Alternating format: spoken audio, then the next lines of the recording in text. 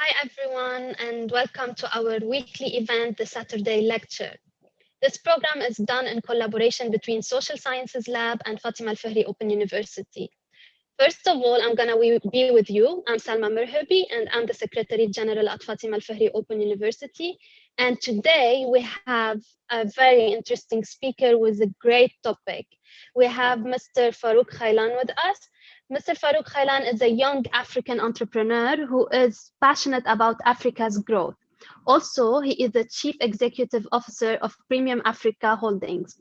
He holds a number of international appointments, and currently he works closely with the offices of 5 African presidents on various interventions geared towards the economic transformation of their respective countries. On the 15th of February 2020, he was awarded the Business Leader of the Year award at the 28th edition of the World HRD Awards in India. And also, he was named among other young enterprising Ghanaian entrepreneurs as top 50 young CEOs at the same year. The title of the topic of today is Investing in Africa. Do we mean literally, financially, and economically investing in Africa, or he's going to talk to us about other types of investments in this continent? We're going to discover this in our talk. How this event will work, we're going to start with the talk of our speaker. He will speak to us for around 30 minutes, and then we have a free time to answer all your questions about the topic. So please feel free to post all your questions in the comment section on this live video, which is live streamed on Fatima Al-Fihri Open University Facebook page. And our speaker gonna reply to your inquiries and questions. We're all excited to this talk. We're gonna know what he's gonna tell us and what details we will know about investing in Africa. So let's begin. Mr. Farouk, please feel free to start whenever you're ready. Thank you very much, Salma. Before I proceed, I would like to say a big thank you to the Fatima Al-Fihri Open University for this opportunity to be part of your Saturday lecture series. I think it's one that we've monitored closely. It's one that is impacting a lot of people. I see your institution as an ally in my work as an entrepreneur and also my work as an African business advocate. I'd like to commend the entire management and staff of your institution for the great work you're doing. Let's get right into it. Thank you for the very brief introduction. The few things I'd like to add is Premium African Holdings is an African-focused investment company. We're diversified in our operations. We like to describe ourselves as a consolidation of expertise, track record, and experience spanning a period of 10 years. We are involved in the business of ICT, road construction, real estate. We do some level of agriculture, and also we are very big in the fintech space. We do some consulting for companies who also want to venture into the African economy, and those who are also in Africa, we prepare them to be investment ready. By privileges of shareholding, by shareholding privileges and then board member roles that I play, it's accurate to say that I do business in 10 African countries. So this consistent interaction with managers across this country allows me, to pick up information, understand the dynamics, and all this has dovetailed into an understanding of the African economy. And I'm consistently projecting the Africans' potential in terms of what the continent has to offer economically. And I believe that leadership on the continent can be better than it is currently. So we are consistently monitor leaders, and those that are making decisions in the right direction, I make an effort to commend them. I'm also involved in youth empowerment. I'm committed to this because to be able to develop Africa, we all agree that it will take a certain mindset to be able to do that. So through my School of African Greatness, I'm able to congregate quite a number of African youth, those that are ready to prepare their mindset to also understand that we have a big agenda. The task ahead of us is very important. It's important that they see themselves as economic agents to be able to contribute to Africa's transformation agenda. So that is what I do. And for me to be able to offer this opportunity to speak to such a very important audience is one that is in line with my agenda, and I take it seriously. Let's zoom in straight to the topic, investing in Africa. Africa is a land of opportunity. There's some narrative that says that Africa is the next bounce of the ball. Africa is the next bounce of the ball. But I keep saying that Africa, the ball is in our hands now. And it's about time we figure out what we're going to do with this ball. You would admit with me that some global economies, the big ticket states that are doing immensely well when it comes to economic advancement have a very heavy reliance on African resources. So it tells us that yes, we are a very important part of the equation. Without Africa, the world will not be where it is currently. And it's about time we as Africans also realize the economic power that we will, so that we'll be able to take our stage and be able to contribute to the global economy. Africa makes up 16% of the global population, but it's unfortunate that we contribute only 3% to the global GDP. But this disparity is one that is not casted in concrete. It's bound to change eventually, and there's a lot of indication that points to that. Africa is growing faster than any region in the world, and 5 of the world's fastest growing economies are found in Africa per 2019. As of 2019, 5 of the fastest growing economies were in Africa. This is an important dispensation. It tells you the place of Africa in the global economy. And it's predicted that by 2025, 65% of African households are going to be middle class. A very, very important observation, which is good for business. It tells you that the continent is ripe. 65% of households are middle class by 2025. It means that yes, there's some spending power. It's a good place for companies to come and set up to be able to, get the financial gratification that they expect. The working age population is going to surpass that of China and India by 2025. China and India have proven themselves to be very powerful economic, frontiers. And if Africa in the next couple of years will surpass China when it comes to working age, then it tells you how powerful the continent is. Nearly half of Africa's population is in large cities. So the cosmopolitan nature of African city tells you that yes, there's a lot of opportunities there.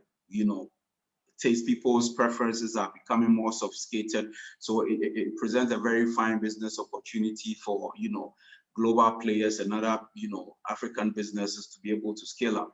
Africa's growth per GDP is projected to be $4.5 trillion by 2025. A very important, dispensation as well. And Africa is the only continent that has poised to have a double growth rate, a double-digit economic growth rate in the next decade. So in the next 10 years, Africa is going to have double-digit growth rate, which is very phenomenal. And as we continue to point to this very, very, game-changing narratives, it's also important to make the observation that global giants are smelling the coffee. They are up, they are smelling the coffee, and they are here. They are exploring the continent. They've seen that, yes, Africa is a very important, part of the equation. They need Africa as a continent to be able to scale up. Internet penetration is significantly high. Particular reference to M-Pesa, what M-Pesa is doing in Kenya. Phenomenal growth with M-Pesa has impacted the country immensely. It will interest you to know that global giant like Google has, set up an AI lab in Accra. And mainly the idea of the AI lab, the plan is to be able to use AI to, solve African problems, and also to be a data set in terms of training, Africans when it comes to AI. It also interesting, Google has realized that, look, the size of Africa's population is very important in terms of their growth agenda. So what they are trying to do is translate the ability to capture Africa languages, because in case in a dispensation where people are, quite a number of the population are not literate, they realize that they can tap into these numbers when they get people to be able to use Google in their local language. So there's a very interesting dynamic that tells you how important the African continent is. Almighty Facebook is also in Africa. They set up their office in Africa's biggest economy, which is Nigeria. And the plan is to set up new hubs for startup development across the region. They've done something very phenomenal, and it's one that is going to change the face of internet in Africa. They are trying to implement a 37,000-kilometer underway internet cable encircling the African continent. You would admit that this very interaction that we're having is thriving on internet. So you can imagine what the game-changing, scenarios are going to be when we have that level of internet penetration. Microsoft is not left out. They are here. They have Africa Development Center. Not just that, they also have by extension, the Africa Research Institute, which is also in Kenya. The plan for this very enterprise is to be able to commit $100 million into the sub-region in terms of technology and also improve productivity in terms of using AI and then cloud tech to be able to solve our problems. So these observation tells you that yes, indeed, Africa is a very important, is a very important continent. It cannot be left out of the global economic space, and it's one that is, is going to be a shining star in a couple of years. This is in terms of 4 to 5 years from now, Africa is in the as we call projections, observations, indications about Africa, it's important that it will take activity to be able to maximize on this important, opportunity that we have as a continent. And this activity, one that stands out is entrepreneurship. Entrepreneurship is very important, and Africa has come up very strongly to show that yes, we are very entrepreneur-minded in our thinking. Today, you would observe that more Africans are engaging in entrepreneurship than anywhere else in the world. And the numbers speak to this. 20% of Africa's working age population are starting their own businesses, which is interesting.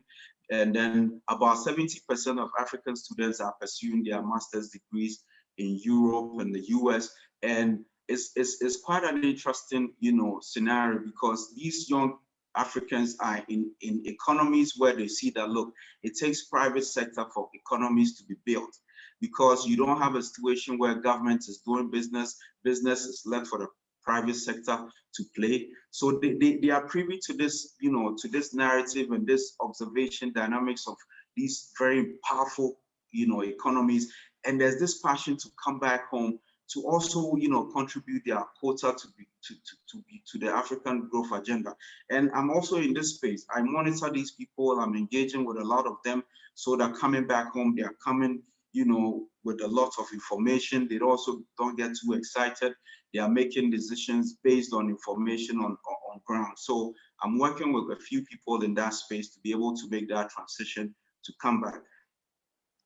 And there's this saying that goes that when you want to educate, a person, when you educate a man, you educate one person, but when you educate a woman, you educate an entire nation.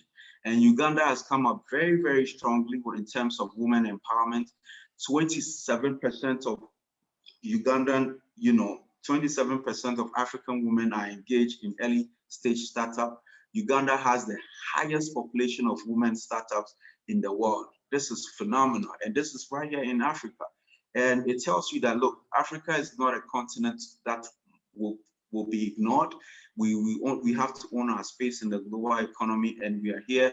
And the commitment is required of all of us, to close ranks, to ensure that economic integration is one that we subscribe to, because we have the numbers. It's important that we come together to ensure that, yes, we build this African economy to be one that is very powerful and contributes in terms of improving our GDP to the global, economy. Now, how are we able to do that? Something historic happened last year, where the Africa Continental Free Trade Agreement was signed. This is a 50-nation, trade bloc that Africa is seeking to, commit to, and it's one that is supposed to. And once this agreement has been signed, automatically we have the largest trade bloc in the world. Very interesting dispensation to have the largest trade blocs in the world, and one that is effective. It means that you're going to, disrupt the global economy, which we are excited about. We are owning our space. We realize that yes, it's about time. But there's a few concerns that has been raised. Already there are regional trade blocs. We have the East Africa Community Trade Bloc. There's also the South African Development Trade Bloc, and there's also ECOWAS.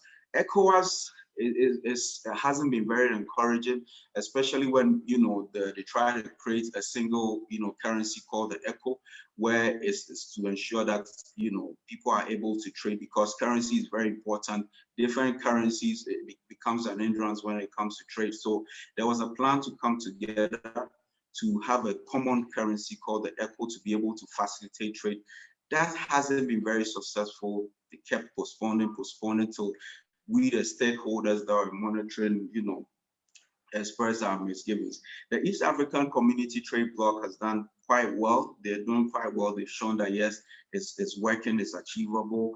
But the South African Development Community have proven that, look, it's very important that economies are integrated. They are doing it so well. It's working for them. It's impacting these economies in the South African region. So there's this concern that if indeed we already have these regional blocks, and why don't we wait for them, to work? But it also takes, we want to be very optimistic. It's important that as Africa, we have the strong conviction that yes, economic integration is one that we need immediately. It's not a matter of we needed this thing like yesterday.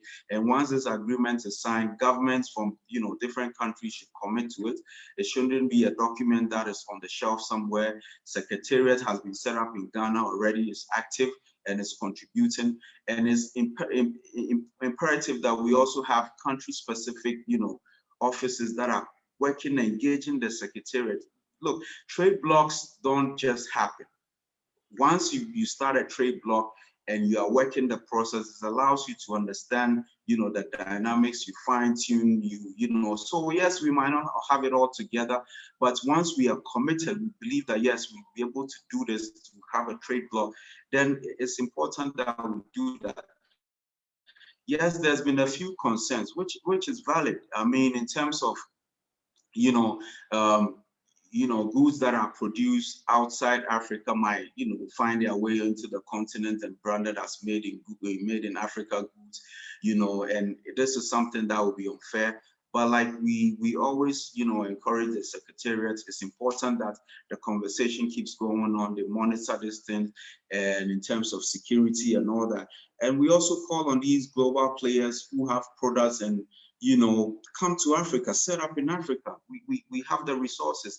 Electricity is improving, infrastructure is improving, and per even this agreement, governments have realized that infrastructure plays a key role in terms of connecting markets. So African Development Bank has done something very, very phenomenal to be able to say, look, we are going to contribute a certain amount of funds towards the infrastructure component of Africa Continental Free Trade Agreement. So it's going on. It's one that we're very proud of. We are monitoring.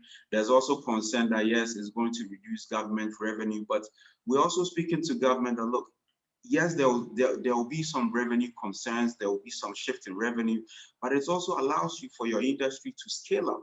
Once you scale up, you create jobs, industries become bigger, and once they pay the tax, it makes up for the tax that you've lost through the Africa Continental Free Trade Agreement. And it's always been a concern that it's easy for African countries to trade with Europe than countries that lie just next to them. And so this agreement is one that is very, very important to us. We are committing our time. I'm consistently involved in the advocacy. I'm consulting for a few foreign companies who are trying to understand the impact of this agreement on the continent. And they are also monitoring. It would interest you to know that the European bloc and USA, they are all monitoring this very important agreement because it's going to disrupt their market.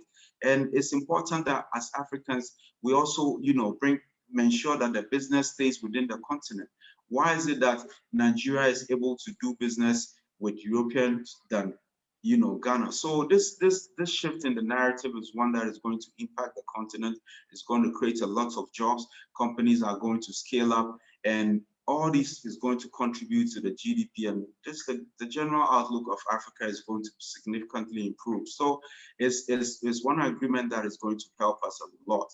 But once we've agreed that the economic integration is very important, then the onus lies on us as Africans to tap into these opportunities. We cannot just sit on the fence. I'm constantly in the business of, you know, advising investors who come into Africa, but I'm not leaving out Africans as well. We also need to have Africans who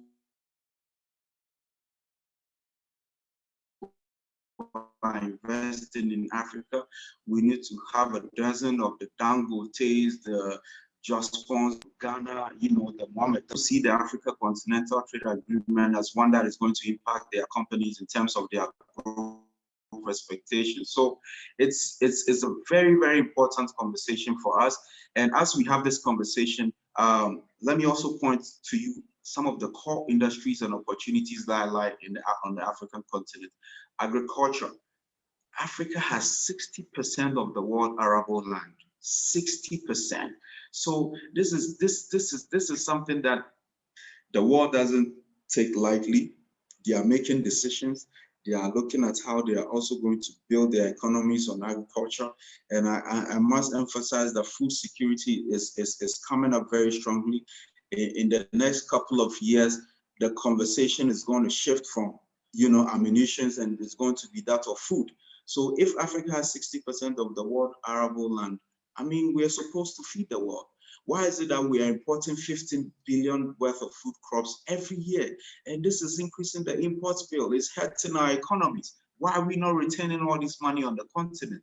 And indeed, if we are importing 15 billion worth of food crops onto the continent, it just doesn't make economic sense. It just doesn't make economic sense.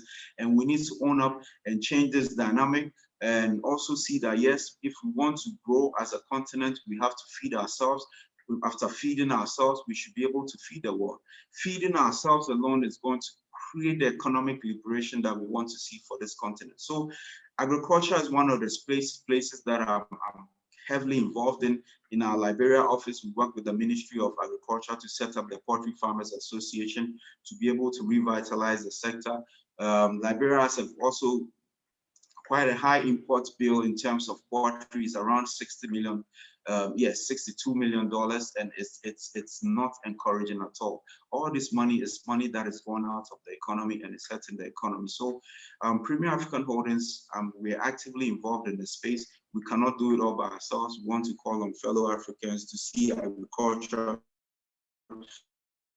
as one that is going to change the economic fortunes of this continent, and see that, yes, it is the way. Yes, the white collar jobs is cool, but after some time, go back to the village, go back to, you know, your homeland to start a farm and feed the continent. There's a lot of financial gratification that comes from, you know, engaging in agriculture. And indeed, technology is also here for us to be able to, you know, scale up and pretty much accelerate, you know, the gains that we are making in that space. So agriculture is strongly there. Healthcare is also very important. Food and healthcare works hand in hand. Without food, you're not going to get, you know, a very healthy body to carry on with what you want to do. 16% of the world's population is Africa, and only 2% of doctors are from Africa, which is very, very disturbing. 2% to the global, you know, doctor pool is a concern. And I can tell you, half of these doctors are not even on the continent, they're outside. So it's very important. These are opportunities. One thing you would appreciate about Africa is that all these problems that we are articulating that stares us in the face are opportunities. Solving these problems brings financial gains to any individual, organization, or a team that makes it an agenda to solve these problems. Would significantly make some gains when it comes to finance. So it's very important. Healthcare has come up strongly. Education. Without education, we're not going anywhere as a continent. So there's the need for schools. When you go to the rural areas, there's the need for us to scale up, build more schools, and all these things. This is infrastructure requirements. And any individual, like I said, organization that wants to invest in Africa should also look at education. In recent times, COVID has proven to us that, yes, technology is very, very important when it comes to education. We cannot do without it. EduTech has come up strongly. People are having education remotely. Most of African students had to stay home to have their education. So it's a space where, you know, organizations and businesses should also look at education technology. Energy is also very, very, very important when it comes to driving Africa's growth agenda. Energy is very much needed. It will interest you to know that when it comes to renewable energy, Africa is doing significantly well. US is around 11. US and UK is around 11%. Kenya came up very strongly, and they sourced about 13% of their, you know, energy through renewable sources. So it tells you that the opportunity is ripe in that space, and we call on people to come and do that. With my work with Akon Lighting, I'm also working in that space with Akon to ensure that renewable energies has significantly penetrate the African continent through our solar lighting project. We've done it in Senegal, we've done it in Gambia.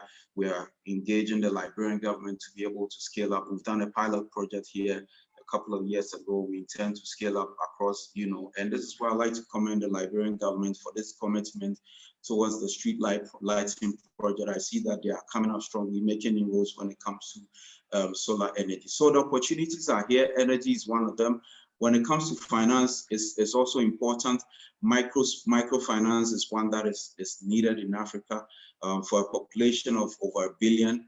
And, you know, lack of access to funds is very troubling to the economy. Even in the agro space, there's finance that is needed.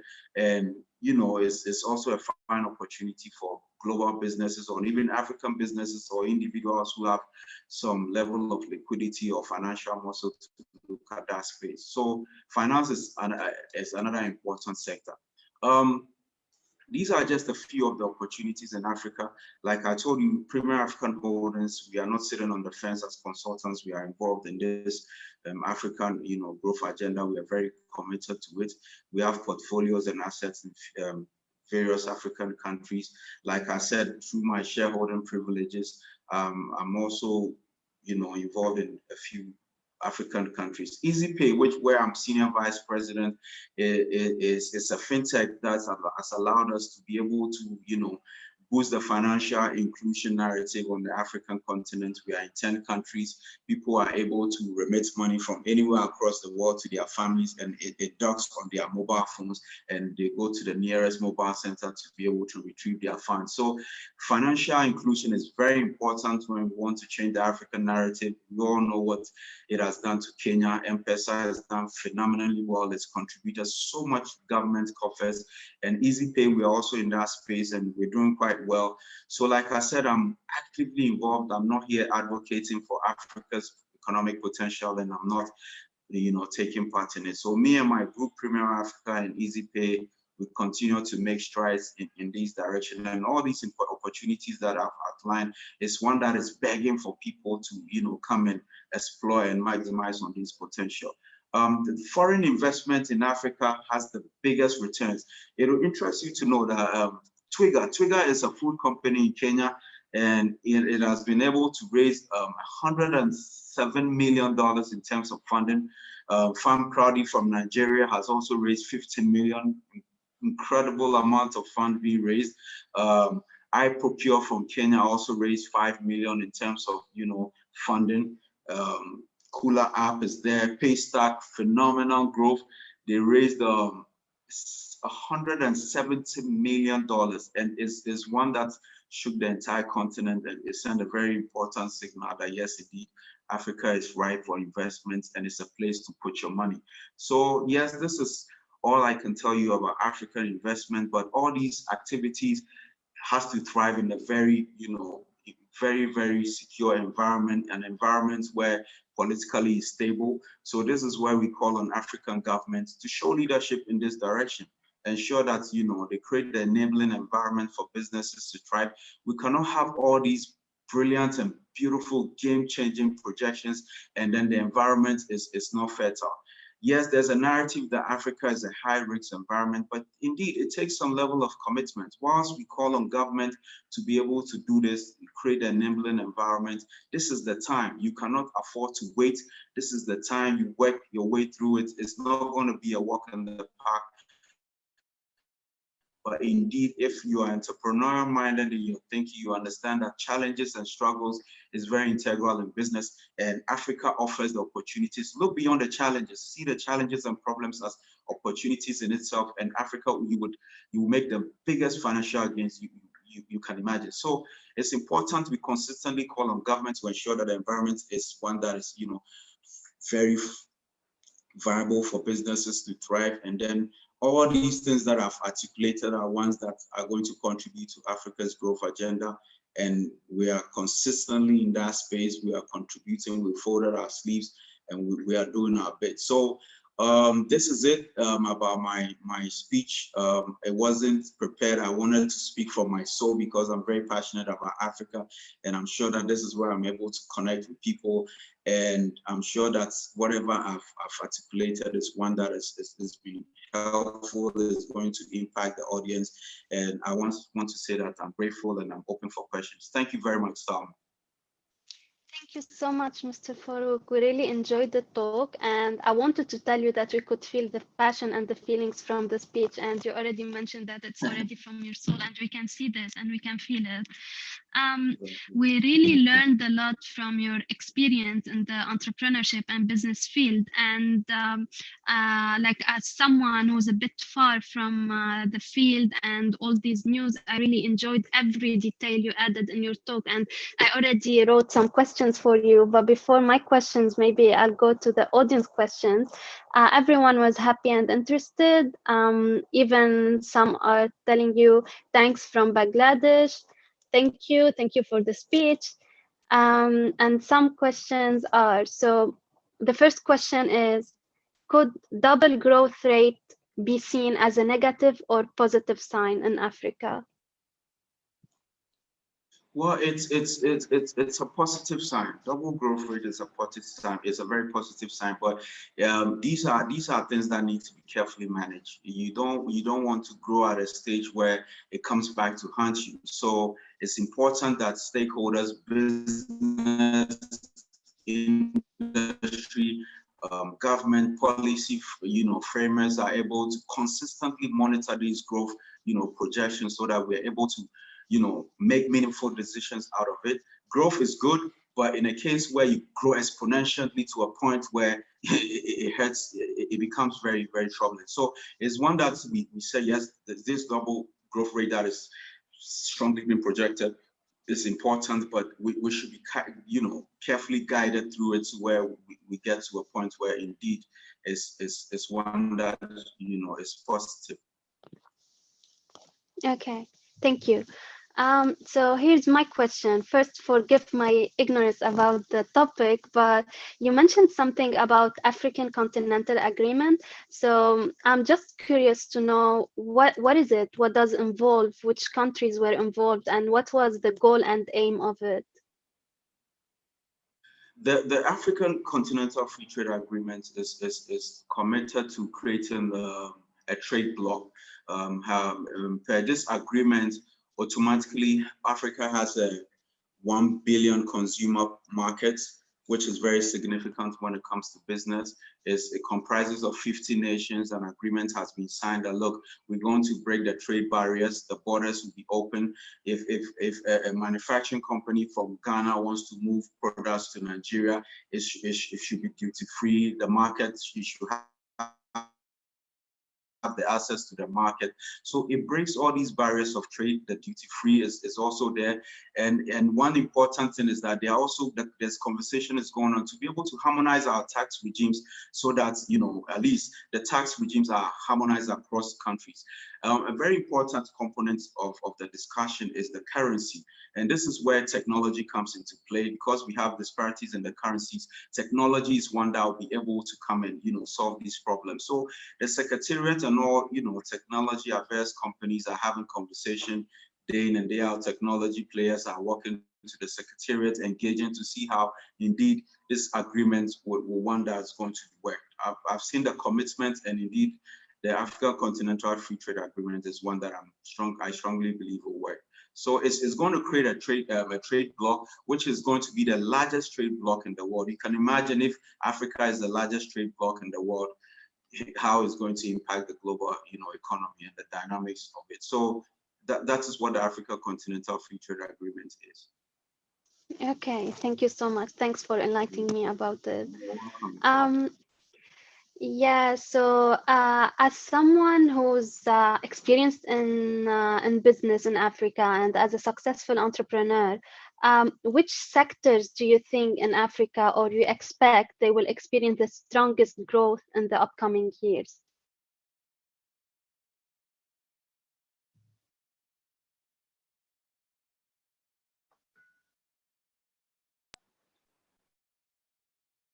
Mr. Farouk, do you want me to repeat the question? Yeah, please repeat the question. I didn't get you.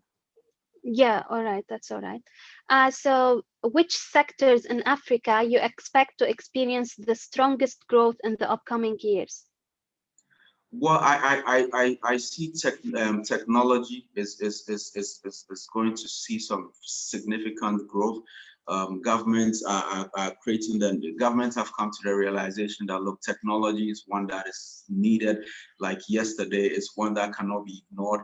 It's one that is going to also accelerate Africa's growth. It's one that is needed to solve a lot of African problems. Even when it comes to the agricultural sector, technology is helping significantly.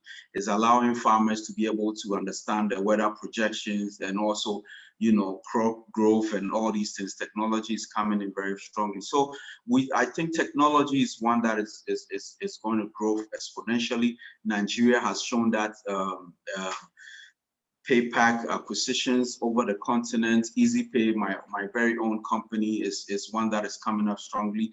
In Ghana, there are a few fintechs that are also showing some very, significant growth, projections. So technology is one of them. In agriculture too, you realize that since the Continental Free Trade Agreements came into being, you realize that yes, it will take industries. Africa needs to produce to be able to supply and meet, demands in terms of produce and products. We have to process what we grow. So in the agro-processing space, I see some very, significant growth in that direction. Governments are, across the continent, governments are creating, this enabling environment. They are giving tax exemptions to processing companies, and I see that there'll be growth in that space as well. Yeah, awesome. Thank you so much. Another question is from Sami. He is asking, do you believe a rapid growth of agriculture can hurt other sectors of the economy? No, I don't think it would.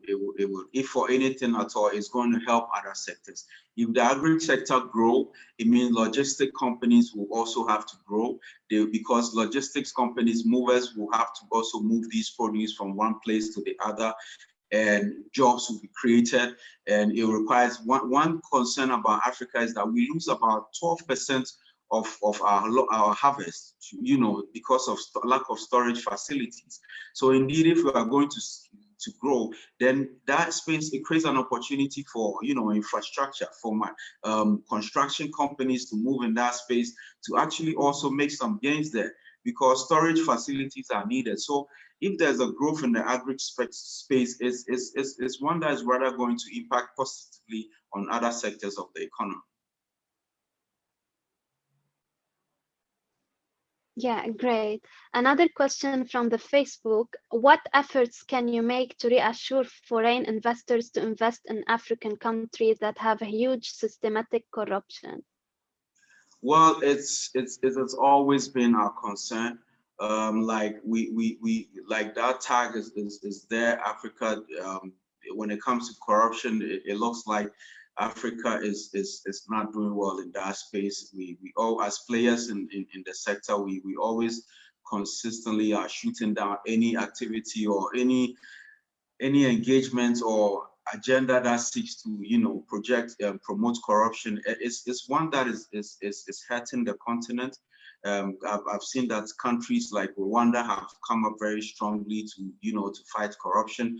We consistently encourage and applaud His Excellency Paul Kagame for showing leadership in that space. Tanzania came up quite strongly recently. Unfortunately, for the demise of His Excellency, and it becomes very, very, it's a concern, but it's not one that is going to hinder Africa's growth. It's a challenge. Like I said, we need to confront these challenges head on and be able to address them. It's important that we have this conversation. I like it when people pose these questions, and it's through conversation and interaction that, yes, we make corruption unpopular, and technology is coming. Technology is one that is going to ensure that corruption is nipped in the bud. Because if it's a case where I'm going to register a company and I'm going to be frustrated based on I need to bribe somebody or, you know, part with some money, but technology is proven. Elsewhere in the Middle East, when you are registering a company, you sit behind your computer, you register, you make your fine, you pay your money through your fintech, and your certificate is sent to you, you file your taxes. So technology is one that is coming up strongly, and it's one that is going to help us fight corruption. And I'm sure that corruption is not going to stop Africa's growth agenda. And for investors who are looking into the continent, we are here. As much as there are those that are corrupt, there are those that are also anti-corrupt, and we are coming up strongly, and we are naming and shaming those that are giving the continent a bad name. So indeed, Africa is ripe. I will encourage investors to come to Africa. It's about who you are engaging, and this is where I call on investors to do their due diligence. And, you know, don't find yourself in hotel spaces, have meetings with people that, you know, you cannot really, you know, bank on their credibility. I'll call on people to do their due diligence well and engage, you know, companies that are, you know, have a credible, you know, record, and government officials too that, you know, show that they want to exploit investors. You don't have to just, you know, nip it in the bag. You should name and shame. You should report these people. This is how we all fight corruption. You know, you don't come and be a victim of corruption and then later, in the process of being exploited, you need to name and shame. So this is how we're going to address this issue of corruption. And it's one that is not going to stop the continent from making gains. Corruption is everywhere. We don't want a situation where Africa seems to be, you know, the brand when it comes to corruption. Corruption is everywhere, but in the case of Africa, where, you know, it's rearing its head consistently, then technology needs to come in, and then people also have to name and shame. So it's one that we are consistently committed to. There's anti-corruption drive. Governments are setting up anti-corruption agencies, and efforts are being made. So we are quite positive in that direction. Yeah, I agree with you. Thank you so much for these wise and optimistic advices. And I totally agree that every single person should act to fight corruption in his country. And as you mentioned, it's everywhere, and we should not see it as a barrier. Thank you. That's great. Yeah, another question is based on a statistic that you mentioned in your talk. So they're asking, what do you think is the reason behind the low percentage of doctors in Africa? Based on what I remember, you said it's only 2%? Yes, it is 2%. It is 2%. Well, it's a concern, because then you help another concern. Why we even have this serious, you know, bandwagon of doctors moving into, you know, Europe and other places to pursue their career, always has to do mostly with the financial gratification. Most doctors are underpaid on the continent. I mean, it's such a very important, you know, sector. I mean, health, we cannot play with our health. Every indications that we are projecting, research, and it thrives on healthy bodies. I mean, how are we going to exploit these opportunities that I passionately articulate when we are not healthy? So the health sector is one that governments and, you know, entire African continent needs to give it some very, very serious priority. Doctors have to be paid well, and when doctors graduate from these, you know, medical institutions, the facility should be there for them, you know, to practice. At times, doctors, they cannot, you know, they cannot bank their hopes on facilities, because they're also concerned. They don't want to put people under the knife and then based on lack of facilities, people are losing their lives. It becomes very traumatic, you know, it traumatizes them. So then these are some of the factors. When it comes to, in terms of why the numbers are small, most doctors, most people, Africans are striving to be doctors. They find themselves in medical institutions abroad, but the concern is to come back, they look back home and they feel that, look, when I come, I mean, I've spent so much to be educated and I'm coming, you know, how am I going to start my life? I'm starting my life based on this, you know. So it's important. It's one that is not encouraging, but medical, you know, medical technology is one that is coming up strongly to be able to help us, you know, improve on all these things, where doctors can remotely, you know, offer their services through, you know, video conferencing, to be able to remotely also contribute their quota to the continent. 2% is significantly low for a continent as big as Africa. 16% of global population is from Africa, and we only contribute 2%, you know, to the doctor ratio, to the doctor population.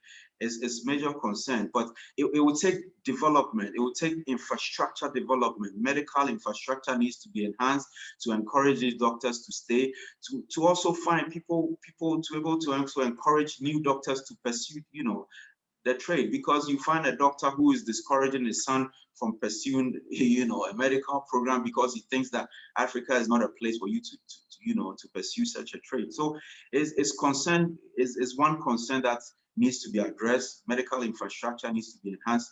Remuneration needs to be looked at again. It has to be significantly improved because our very life depends on them. I mean, we can't continue to be pushing an African agenda when the continent is not healthy. And how do you become healthy? You need doctors to push this health agenda. So it's a concern, but like I said, all these problems, and if you hear 2%, it means it tells you that it's a problem, but it's also an opportunity. So those investors and business people who want to venture into medical technology to create that intervention where doctors can remotely, you know, serve the continent is also an opportunity.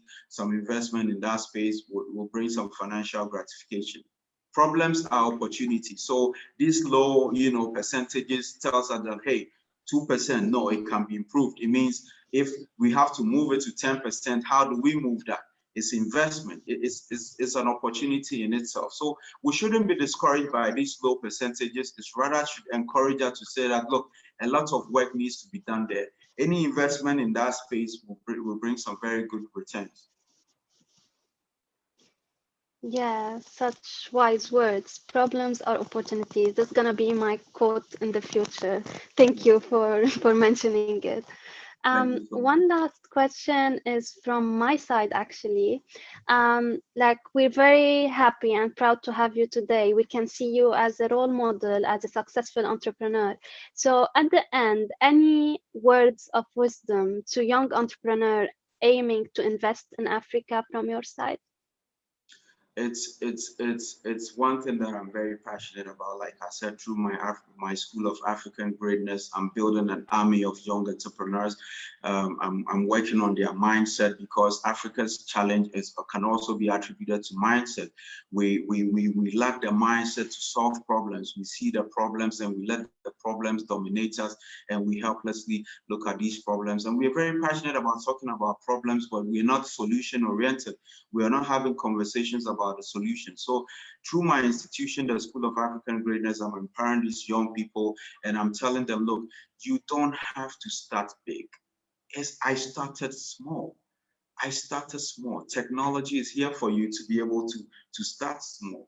Through your data, you start doing research. Google is there. You can research about any industry that you know. You don't necessarily have to find yourself in an institution to be educated about a sector. When you go on the internet, it tells you about insurance, what is happening in that space. It tells you about percentages and all these things. So young Africans should become economic agents. They are very important components of what we're trying to do, this African transformation that we want to achieve. They are very, very important components of them. We should ensure that they are in the space.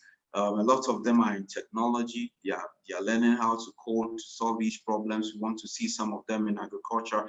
In Africa, 60% of the world's arable land is in Africa. If you drop a seed anywhere on the continent in Africa, in a couple of days you go back, it's growing. And this is what we live on, food. So I want to see young people, yes, it's all right to be Cosmo, to be hip and everything, but it doesn't stop you from starting a backyard farm. You have all that space. And now there's soilless farming. You don't necessarily need to have soil space to be able to grow plants. You can grow plants. I can show you, this is a bottle of water. You can empty this bottle. You can, through all these innovations are on the internet, it's absolutely free. Right in your room, you can start growing crops. So the opportunities are enormous, and we have to see that all these problems are opportunities that are knocking on our doors. So I want to encourage Africans to be solution oriented, to own up to the problems and try to solve these problems. We are the change agents that we are waiting to see. We keep waiting for the solution to come, but whilst we are the solution, we are the bedrock of the solution. So it's a wake-up call. It's about time. I use myself, my entrepreneurial journey as an example. I printed out call cards. I look for where people, big men are watching football. I go there, I have my call card. I say I'm a consultant. Where do I consult? I say I help people start companies. And behind my call card, I write, I don't stop till the job is done. And when they look behind my call card, they start laughing. I say, yes, I don't stop till the job is done. I say, okay, let me try you. I make sure I bring results. And through that, people see value in me and they want to invest in me. At times, you can even go out and sell your honesty. Tell people, look, you can hold a placard by the roadside and say you are the most honest Moroccan, and people will find it interesting because business thrives on honesty. Even so, we always trying to undermine the solution lies within us. We shouldn't look elsewhere. The solution is within us. We are the solution. And once we start looking for these solutions within us, we see ourselves as solution agents, economic change agents. We'll be able to do this. Start small. It's proven. Facebook started from a room in the university.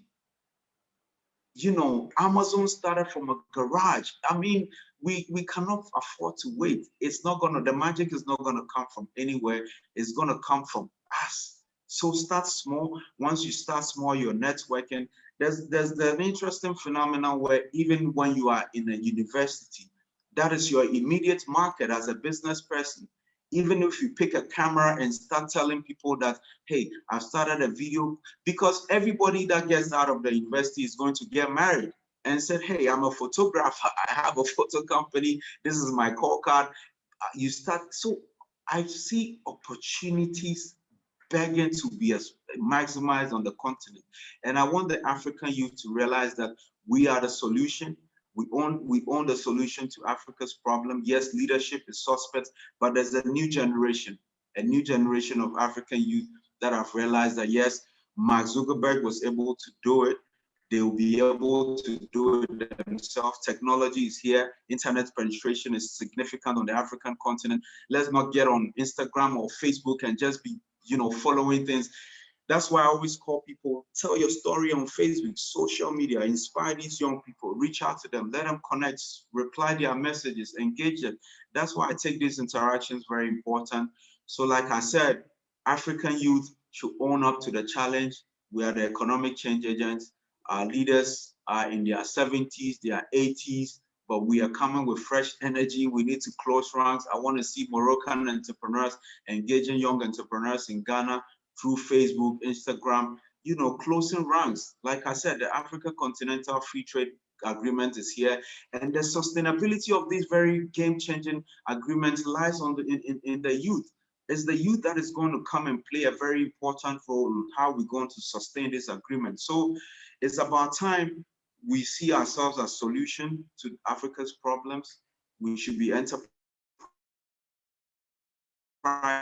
We should start our own companies, and when we start a companies, we shouldn't let our lifestyle compete with the company. We should understand that yes, our first car doesn't necessarily have to be a fast car. We should manage our lifestyle and be able to put the business first. And this is how we make these very difficult financial decisions to be able to, make progress. And today we are engaging, such a very important university like the Fatima Al-Fihri Open University. And this is how we're going to change. So it's a wake-up call on the African youth. I also want to commend you for what you've done, bringing me and offering me this opportunity to impact my knowledge and my experience on young Africans and such an important institution. Like I said, I see you guys as allies, and I want to encourage you to consistently do this engagement, this lecture series, and trust me, it's one that is going to impact the world a lot. Thank you so much. I'm sure that African youth are motivated and inspired by your words now. At the end, by my name, on behalf of Fatima Al-Fihri Open University and Social Sciences Lab, I want to thank you for your valuable time and your great talk, and for answering all our questions. I'm sure that everyone enjoyed your speech. I can talk about myself. I learned a lot, and I really feel motivated at the moment, and I want to do something, and problems are opportunities, as you mentioned. So thank you so much for everything, for the knowledge you shared with us. I wanna ask you the permission if we can reach you out in case we have questions, anyone wants to know more from you, and maybe to do some more collaborative work in the future as well. Sure, thank you very much. And like I said, I'm strongly involved in, building companies, preparing companies to be investor ready. So through my School of African Greatness, you can also reach me through Farouk Khailann at gmail.com. I'm very receptive, very ready to, answer every communication. Like I said, my commitment is to the continent, and, we are here to serve the continent. So anybody else can reach out to me. Let's have a conversation about Africa's economic liberation, and I'm available. Thank you very much. Thank you so much. Thanks to our audience, for everyone who watched us, and for all the people who engaged with us and asked questions. Stay tuned for more events, more talks, more valuable workshops with some amazing speakers such as Mr. Farouk. And have a lovely day in case it's day in your country, or have a good night in case it's night. Thank you so much. Thank you very much, Salma.